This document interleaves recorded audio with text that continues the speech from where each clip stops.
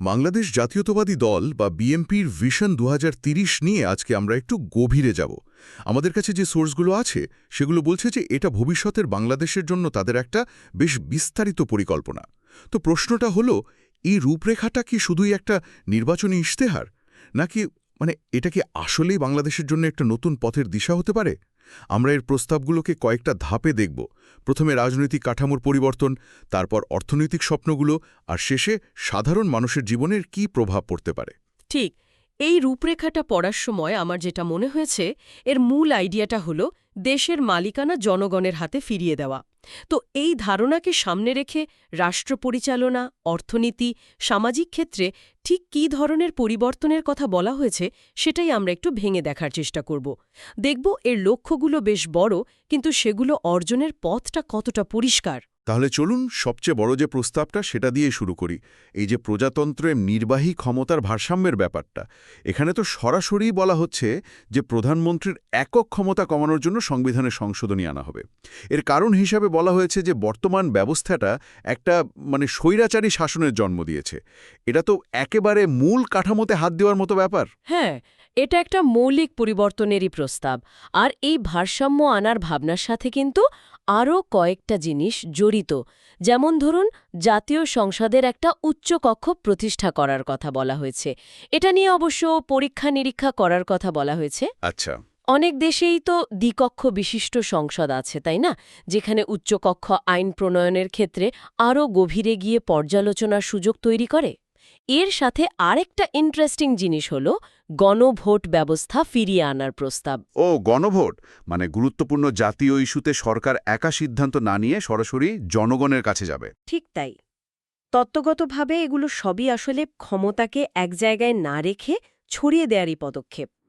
ক্ষমতার ভারসাম্য আনার পাশাপাশি কিছু আইন বাতিলের প্রস্তাবও কিন্তু বেশ চোখে পড়ার মতো।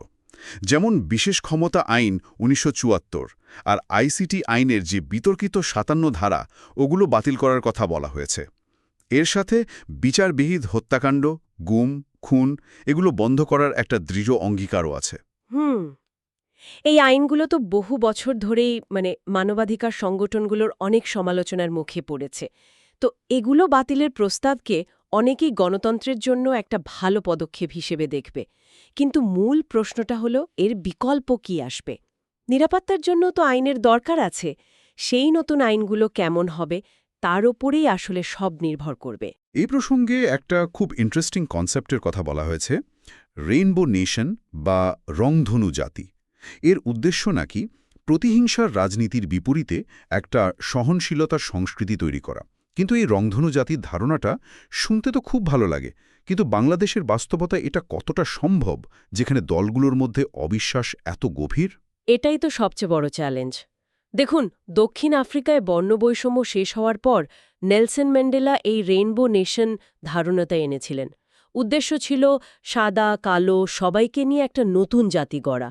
বাংলাদেশের ক্ষেত্রের মানে হল রাজনৈতিক বিভেদ ভুলে একসাথে কাজ করা। কিন্তু এর জন্য তো শুধু ইচ্ছা থাকলেই হবে না। শক্তিশালী গণতান্ত্রিক প্রতিষ্ঠান লাগবে, বিচার বিভাগের স্বাধীনতা লাগবে, এমনকি দলগুলোর নিজেদের ভেতরেও তো গণতান্ত্রিক চর্চাটা দরকার। যদিও এই রূপরেখায় সেই প্রাতিষ্ঠানিক সংস্কারের কথা বলা হয়েছে, কিন্তু দশকের পর দশক ধরে চলে আসা এই প্রতিহিংসার রাজনীতি থেকে বের হওয়াটাও তো একটা বিশাল সাংস্কৃতিক পরিবর্তন। এটা শুধু আইন দিয়ে সম্ভব না। তার মানে এই রাজনৈতিক কাঠামো বদলাতে হলে এর পিলারগুলোকেও শক্তিশালী করতে হবে। আর সেখানেই তো সুশাসনের প্রসঙ্গটা আসছে। যেমন নির্বাচন কমিশন বা দুর্নীতি দমন কমিশনকে দলীয় প্রভাব মুক্ত করার কথা বলা হয়েছে। এটা তো সবসময় একটা বড় আলোচনার বিষয়। ঠিক। আর এই প্রাতিষ্ঠানিক সংস্কারের ক্ষেত্রে একটা খুব গুরুত্বপূর্ণ সংযোজন হল সংবিধান অনুযায়ী ন্যায়পাল বা অম্বুডসম্যানের পদ তৈরি করার প্রস্তাব। এই ন্যায়পাল বা অম্বুডসম্যানের বিষয়টা তো আমাদের সংবিধানে অনেক দিন ধরেই আছে, তাই না? কিন্তু এটা তো কখনো... হ্যাঁ, সংবিধানে আছে, কিন্তু আজ পর্যন্ত তো এটা তৈরিই করা হয়নি। অনেক উন্নত গণতান্ত্রিক দেশে এই ব্যবস্থাটা কিন্তু খুব কার্যকর। ভাবুন, সরকারি কোনো দফতরের বিরুদ্ধে আপনার অভিযোগ আছে, কিন্তু কোনো প্রতিকার পাচ্ছেন না। তখন আপনি এই ন্যায়পালের কাছে যেতে পারবেন। আচ্ছা। তার কাজ হবে স্বাধীনভাবে সেই অভিযোগ তদন্ত করে ব্যবস্থা নেয়া। এটা প্রশাসনিক স্বচ্ছতা আর জবাবদিহিতা নিশ্চিত করার একটা বিরাট হাতিয়ার হতে পারে।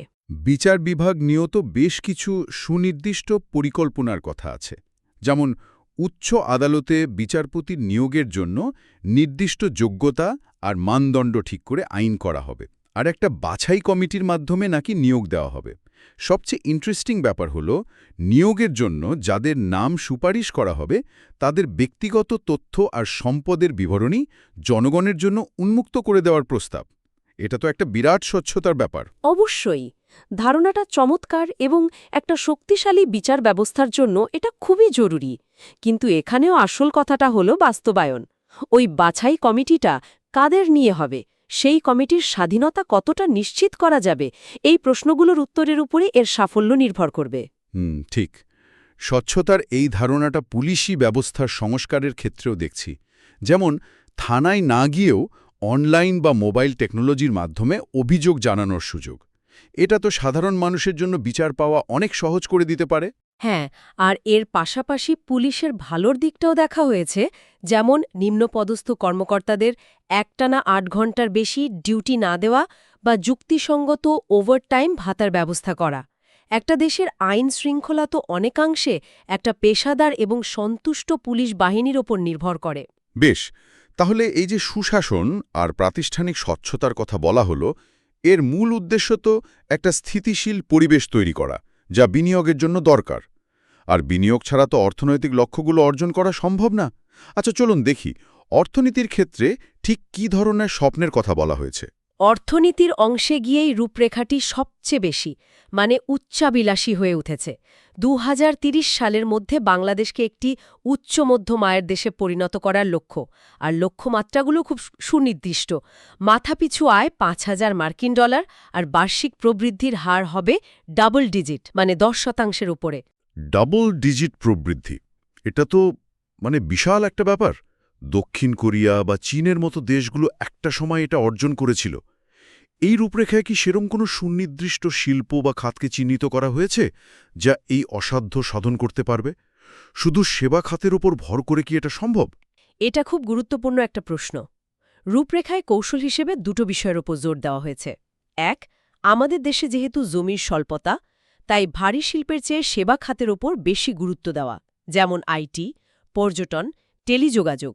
আর দ্বিতীয় এবং সবচেয়ে গুরুত্বপূর্ণ, দেশের জনমিতিক লভ্যাংশ বা ডেমোগ্রাফিক ডিভিডেন্ডের সুযোগটা পুরোপুরি কাজে লাগানো। কিন্তু আপনার প্রশ্নের উত্তরে বলতে হয়, কোনো নির্দিষ্ট খাত এই প্রবৃদ্ধি আনবে তার বিস্তারিত রোডম্যাপ কিন্তু এখানে নেই। এটা একটা মোটা দাগের পরিকল্পনা। এই জনমিতিক লভ্যাংশের কথা তো আমরা অনেকদিন ধরেই শুনছি, কিন্তু এই রূপরেখায় কি এমন কোনো নতুন কৌশলের কথা বলা হয়েছে যা আগের পরিকল্পনাগুলো থেকে আলাদা আর সত্যি এই বিশাল জনগোষ্ঠীকে সম্পদে পরিণত করতে পারবে? এখানে কৌশল হিসেবে দুটো প্রধান পথের কথা বলা হয়েছে। এক, জাতীয় সঞ্চয়ের হারকে প্রায় 40% নিয়ে যাওয়া। ও, 40%? হ্যাঁ, যা এখন 30%-এর আশেপাশে আছে। আর দুই, সেই সঞ্চয়কে বিনিয়োগ করে দক্ষ মানব সম্পদ তৈরি করা। এর জন্য কারিগরি আর বৃত্তিমূলক প্রশিক্ষণের উপর সবচেয়ে বেশি গুরুত্ব দেওয়া হয়েছে, যাতে তরুণ সমাজকে তথাকথিত নন টেকনিক্যাল ডিপ্লোমা ডিজিজ থেকে মুক্ত করা যায়, সনদের চেয়ে দক্ষতার উপর জোর। ডিপ্লোমা ডিজিজ থেকে মুক্তি, কথাটা বেশ মজার। কিন্তু এই জনমিতিক লভ্যাংশ ব্যাপারটা আসলে কি, তা যদি একটু সহজ করে বলেন। ধরুন, একটা পরিবারের উপার্জনকারী সদস্যের সংখ্যা হঠাৎ বেড়ে গেল আর নির্ভরশীল শিশু বা বৃদ্ধের সংখ্যা কমে গেল, তখন পরিবারটার অর্থনৈতিকভাবে এগিয়ে যাওয়ার একটা বিরাট সুযোগ তৈরি হয়, তাই না? ঠিক। বাংলাদেশ এখন ঠিক সেই অবস্থায় আছে। আমাদের জনসংখ্যার প্রায় 63% কর্মক্ষম। কিন্তু এই সুযোগটা তো সারা জীবন থাকবে না। 15-20 বছর পর এই তরুণরাই তো বয়স্ক হতে শুরু করবে। যদি এদের আমরা এখনই সঠিক প্রশিক্ষণ দিয়ে ভালো কাজে লাগাতে না পারি, তাহলে এই লভ্যাংশ একসময় দেশের জন্য বোঝা হয়ে দাঁড়াবে। তার অর্থনৈতিক প্রবৃদ্ধিটা আসলে নির্ভর করছে এই বিপুল সংখ্যক তরুণদের কর্মসংস্থানের উপর। কিন্তু প্রবৃদ্ধি তো গল্পের শেষ না। সেই প্রবৃদ্ধির সুফল সাধারণ মানুষের কাছে পৌঁছাচ্ছে কিনা, সেটাই তো আসল কথা। চলুন দেখি শিক্ষা, স্বাস্থ্য বা সামাজিক নিরাপত্তার মতো বিষয়গুলোতে কি বলা হয়েছে। হ্যাঁ, এখানে একটা কল্যাণ রাষ্ট্রের ধারণা দেওয়ার চেষ্টা করা হয়েছে। শিক্ষা ও স্বাস্থ্য এই দুটো খাতে জিডিপির ৫% করে অর্থ ব্যয়ের প্রতিশ্রুতি দেওয়া হয়েছে, যা বর্তমান বরাদ্দের চেয়ে অনেক বেশি। শিক্ষার ক্ষেত্রে ১ দশকের মধ্যে নিরক্ষরতা দূর করা আর স্নাতক পর্যায় পর্যন্ত অবৈতনিক শিক্ষার ব্যবস্থা করার মতো বড় অঙ্গীকার আছে। আর স্বাস্থ্য খাতে সবার জন্য স্বাস্থ্য নীতির ভিত্তিতে ইউনিভার্সাল হেলথ কভারেজ চালু করার পরিকল্পনা আছে। এর একটা দিক আমার খুব ইন্টারেস্টিং লেগেছে। প্রত্যেক নাগরিকের জন্য নাকি একজন নির্দিষ্ট চিকিৎসক বা জিপি থাকবেন। এই মডেলটা যুক্তরাজ্য সহ অনেক উন্নত দেশে খুব সফল। ভাবুন তো, আপনার এলাকার একজন নির্দিষ্ট ডাক্তার, যিনি আপনার আর আপনার পরিবারের সবার স্বাস্থ্যের ইতিহাস জানেন। সামান্য সর্দি কাশির জন্য আর বড় হাসপাতালের বহির্বিভাগে ঘণ্টার পর ঘণ্টা লাইনে দাঁড়াতে হচ্ছে না। এই ব্যবস্থাটা প্রাথমিক স্বাস্থ্যসেবাকে মানুষের একেবারে দোরগোড়ায় পৌঁছে দিতে পারে। সামাজিক নিরাপত্তার ক্ষেত্রে আরেকটি প্রস্তাব আমার কাছে বেশ বড় একটা পরিবর্তন বলে মনে হয়েছে। সেটা হলো বেসরকারি খাতে যারা কাজ করে তাদের জন্য একটা পেনশন ফান্ড গঠন করা। এতদিন এটা তো শুধু সরকারি চাকরিতেই ছিল, কিন্তু এটা কি আদৌ সম্ভব? এত টাকা আসবে কোথা থেকে? দেখুন, ধারণাটা নিঃসন্দেহে যুগান্তকারী, কিন্তু এর বাস্তবায়নটা কিন্তু খুবই জটিল। বাংলাদেশের বেসরকারি খাতের বিশাল একটা অংশই তো অসংগঠিত। একজন পোশাক কারখানার শ্রমিক বা একজন রাইড শেয়ারিং চালককে কিভাবে এই পেনশন স্কিমের আওতায় আনা হবে? এত বড় একটা ফান্ড তৈরি করা আর সবাইকে এর আওতায় আনার প্রাতিষ্ঠানিক কাঠামো তৈরি করাটাই হবে সবচেয়ে বড় চ্যালেঞ্জ। তবে এর সাথে শিক্ষিত বেকারদের জন্য ১ বছর পর্যন্ত বেকার ভাতা দেওয়ার প্রস্তাবটিও আছে, যা তরুণদের জন্য একটা বড় আশ্রয় হতে পারে। ঠিক। তাহলে এই নতুন সমাজ আর অর্থনীতিকে টিকিয়ে রাখতে হলে তো এর ভৌত কাঠামোও লাগবে। রাস্তাঘাট, বন্দর, বিদ্যুৎ, এই খাতগুলো নিয়ে কি পরিকল্পনা? কৃষি, জ্বালানি আর অবকাঠামো এই তিনটার উপর জোর দেওয়া হয়েছে। কৃষিখাতে ফসলের ন্যায্য মূল্য নিশ্চিত করতে ভর্তুকি আর মূল্য সমর্থন দেওয়ার কথা বলা হয়েছে। আর সেচের সংকট মেটাতে শহীদ প্রেসিডেন্ট জিয়াউর রহমানের খাল খনন কর্মসূচি আবার চালু করার পরিকল্পনাও আছে। আর জ্বালানি খাতে? সেখানেও তো বড় লক্ষ্যমাত্রা দেখছি। হ্যাঁ, ২০৩০ সাল নাগাদ প্রায় ৩৫,০০০ মেগাওয়াট বিদ্যুতের চাহিদা পূরণের লক্ষ্য নেওয়া হয়েছে। এর জন্য নবায়নযোগ্য জ্বালানি যেমন সৌরশক্তি আর বায়ুশক্তির ওপর গুরুত্ব দেওয়া হয়েছে। তবে একই সাথে বিতর্কিত কুইক রেন্টাল বিদ্যুৎ কেন্দ্র স্থাপনের প্রক্রিয়াটা পর্যালোচনা করার কথাও বলা হয়েছে, যা জ্বালানি খাতের স্বচ্ছতা নিয়ে একটা বার্তা দেয়। যোগাযোগ ব্যবস্থার উন্নয়নে বেশ কয়েকটা বড় প্রকল্পের কথা বলা হয়েছে। এর মধ্যে গভীর সমুদ্রবন্দর নির্মাণের বিষয়টা তো অনেক বছর ধরেই আলোচনায় আছে। এই রূপরেখায় কি এর বাস্তবায়ন নিয়ে কোনো নতুন কৌশলের ইঙ্গিত আছে? এখানে সুনির্দিষ্ট কৌশলের চেয়ে রাজনৈতিক সদিচ্ছার কথাই বেশি প্রকাশ পেয়েছে। যেমন চট্টগ্রাম উপকূলে গভীর সমুদ্রবন্দর নির্মাণ, হারিয়ে যাওয়া নদীপথ পুনরুদ্ধার করা, ঢাকা-চট্টগ্রাম এক্সপ্রেস হাইওয়ে নির্মাণ। প্রতিটি মেগা প্রজেক্ট এগুলো দেশের অর্থনীতিতে গতি আনবে, সন্দেহ নেই। কিন্তু এখানেই একটা বড় প্রশ্ন চলে আসে, যা নিয়ে হয়তো আমরা শেষে আরও কথা বলতে পারি। এই বিশাল শিল্পায়ন আর অবকাঠামো নির্মাণের পরিবেশগত প্রভাবটা কি হবে? একদম ঠিক। এই বিষয়টা আমরা মাথায় রাখছি। সবশেষে পররাষ্ট্রনীতি আর জাতীয় ঐক্য নিয়ে কি বলা হয়েছে? পররাষ্ট্রনীতির মূল ভিত্তি হিসেবে একটা বেশ শক্তিশালী বাক্য ব্যবহার করা হয়েছে, আমাদের সীমান্তের বাইরে বাংলাদেশের বন্ধু রয়েছে, কোনো প্রভু নেই। এর মাধ্যমে মূলত জাতীয় স্বার্থকে সর্বোচ্চ গুরুত্ব দিয়ে সব দেশের সাথে সম্পর্ক উন্নয়নের কথা বলা হয়েছে। আর জাতীয় ঐক্যের ক্ষেত্রে সেই রংধনু জাতি ধারণাকেই আবার ফিরিয়ে আনা হয়েছে, বাংলাদেশি জাতীয়তাবাদের ভিত্তিতে সব বিভেদ দূর করে একটা সুসংহত জাতি গঠন করার লক্ষ্য। তাহলে পুরোটা যদি এক জায়গায় আনি, ভিশন 2030 একটি অত্যন্ত ব্যাপক এবং বিস্তৃত পরিকল্পনা। এর মধ্যে শাসনতান্ত্রিক ক্ষমতার ভারসাম্য আনা থেকে শুরু করে ডাবল ডিজিট অর্থনৈতিক প্রবৃদ্ধি এবং একটা শক্তিশালী সামাজিক নিরাপত্তা ব্যবস্থা গড়ার মতো অনেক বড় বড় লক্ষ্য আছে। নিঃসন্দেহে এটি একটি ভীষণ উচ্চাভিলাষী রূপরেখা, যা একটা রাষ্ট্রের প্রায় প্রত্যেকটা দিককে স্পর্শ করেছে। গণতন্ত্র, সুশাসন, অর্থনৈতিক উন্নয়ন এবং মানব সম্পদ, এই 4টি মূল স্তম্ভের ওপর ভিত্তি করে ভবিষ্যতের বাংলাদেশের একটা চিত্র তুলে ধরার চেষ্টা করা হয়েছে এই দলিলে। তবে প্রতিটি প্রতিশ্রুতির সাথেই কিভাবে বাস্তবায়ন হবে, এই প্রশ্নটা কিন্তু জড়িয়ে আছে। এর সাফল্য নির্ভর করবে সদিচ্ছার পাশাপাশি একটা কার্যকর কর্মপরিকল্পনার ওপর। ঠিক তাই। আর আলোচনার এক পর্যায়ে আপনি যে প্রশ্নটি তুলেছিলেন, সেটাই হয়তো আমাদের আজকের আলোচনার মূল ভাবনার বিষয়।